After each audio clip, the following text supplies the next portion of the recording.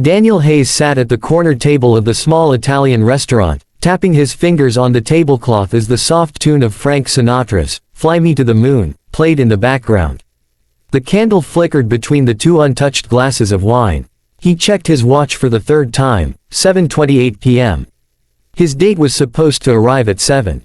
It wasn't the first time he'd been stood up, but something about this one felt different. Maybe it was because his daughter, Lily, had been so excited when she found out he had a date. The 12-year-old had spent the entire afternoon helping him choose his shirt and even sprayed her own little bottle of lavender perfume on his jacket.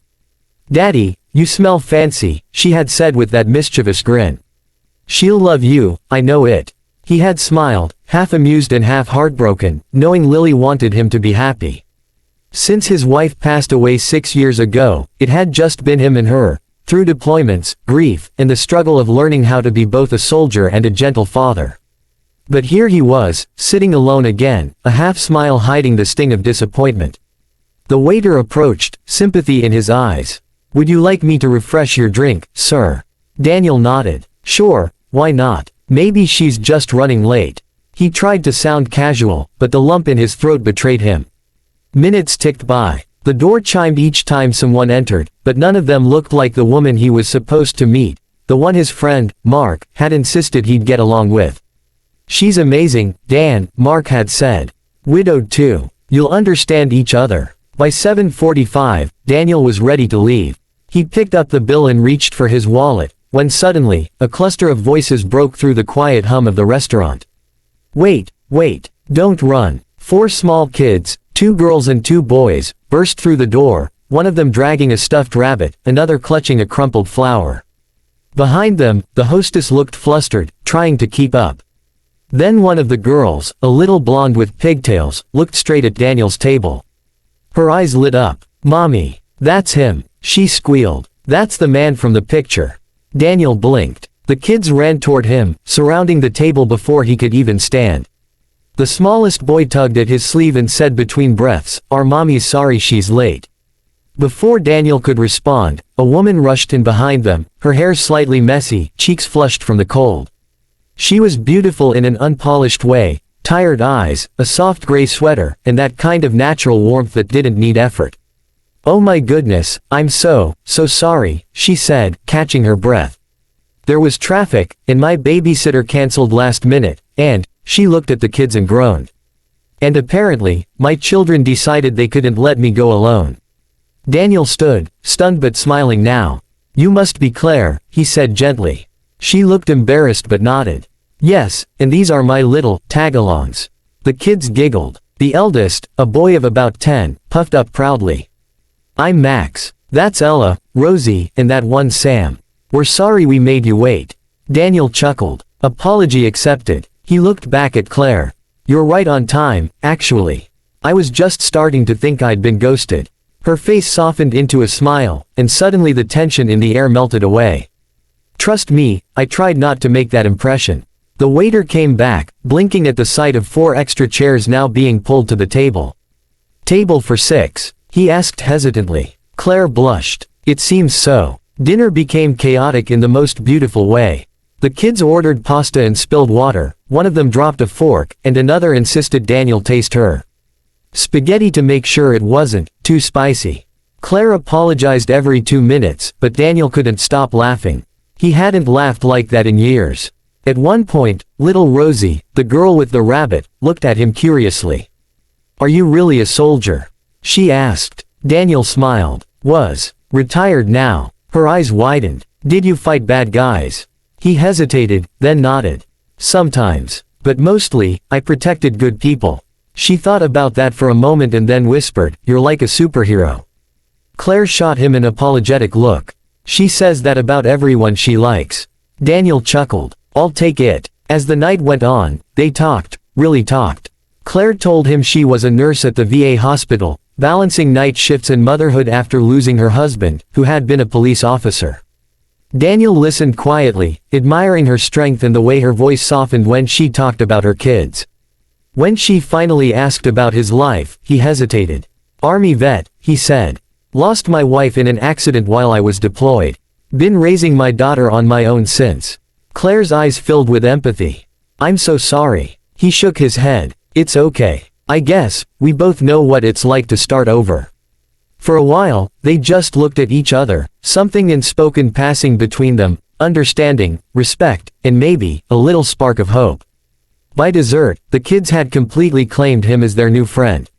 Max was showing him his soccer trophies on his mom's phone, Ella was teaching him how to fold napkins into swans, and Rosie had climbed onto his lap, feeding him spoonfuls of chocolate mousse like he was part of the family. Claire laughed softly, her eyes glistening. "You're a natural, Daniel. Years of training," he joked. "Parenthood's tougher than any battlefield." When they finally left the restaurant, the night air was crisp, and the kids raced ahead to the car, giggling and chasing each other. Claire lingered by the door with Daniel. "Thank you," she said sincerely, "for not running the second you saw this circus." He smiled. "Are you kidding? I had a great time. Best date I've had in years." She laughed. "It was supposed to be just you and me." He looked over at the kids, then back at her. "Maybe it was meant to be all of you." She paused, touched by his words. "I'd like to see you again. Maybe next time, without the entourage." He grinned. "Only if you promise to bring the rabbit." She laughed again, and for the first time in a long while, Daniel felt something inside him shift, a lightness he thought he'd lost forever. The following week, he and Lily hosted a small picnic at the park and invited Claire and her kids. It was chaos again. Juice boxes everywhere, soccer balls flying, and laughter echoing through the trees. Lily bonded instantly with the others, especially Rosie, who decided Daniel's daughter was the coolest big sister ever. Watching them all play, Daniel realized how naturally their lives seemed to fit together, like two puzzle pieces long waiting to meet. Claire sat beside him on the blanket, brushing a strand of hair from her face. "You're quiet. What are you thinking?" He smiled faintly. "That maybe, life gives us second chances in the strangest ways." She nodded, her gaze soft. "Maybe that's exactly what this is." Then, as if the universe wanted to seal that moment, Rosie came running toward them, tripping on the grass and falling right into Daniel's lap. She laughed, looking up at him. "When can you come to dinner, Mr. Daniel? Mommy burns the pasta when we don't help." Claire groaned playfully. "Rosie." But Daniel only laughed. "How about this weekend? I'll bring garlic bread." "Deal." Rosie beamed. "Deal." From that day on, it wasn't just dinners and picnics. It became school pickups, soccer games, movie nights. Daniel found himself helping Max with math, teaching Ella how to tie camping knots, and fixing Sam's broken toy car with the same patience he used on military gear. And slowly, quietly, he and Claire fell into a rhythm, not rushed, not forced, just real. Sometimes, late at night, when the kids were asleep, they'd sit together on her porch. Claire would lean her head on his shoulder, and he'd tell her stories from his deployments, not the grim ones, but the ones about brotherhood and small miracles. She'd listen, tracing circles on his hand, and share her own stories from the hospital, moments of humanity that kept her going. One night, under the silver wash of moonlight, she whispered, "Do you ever feel guilty for being happy again?" He nodded slowly. "Every day. But then I remember that the people we lost, they'd want us to be not just alive, but really living." Tears glimmered in her eyes. "That's what I keep telling myself." He turned to her and gently brushed away a tear. "Then let's both stop feeling guilty. Let's just live." She smiled, leaning in, and for the first time since their losses, they kissed, soft, slow, full of quiet promise. A year later, the same Italian restaurant was bustling again. The same table, the same candlelight. Only this time, there were 2 empty seats reserved for Lily and Rosie, who were proudly holding a hand-painted sign that said, "Congrats Mommy and Daniel." Max stood tall beside them in a little suit, nervously straightening his tie. Ella sprinkled flower petals all over the floor, giggling. And when Claire walked in wearing a simple white dress, the restaurant fell silent for a heartbeat. She looked radiant, not just beautiful, but alive in a way she hadn't been in years. Daniel, waiting by the table, felt his chest tighten with emotion. "You're not late this time," he teased softly. She smiled, eyes shining. "Not when my whole world's waiting for me."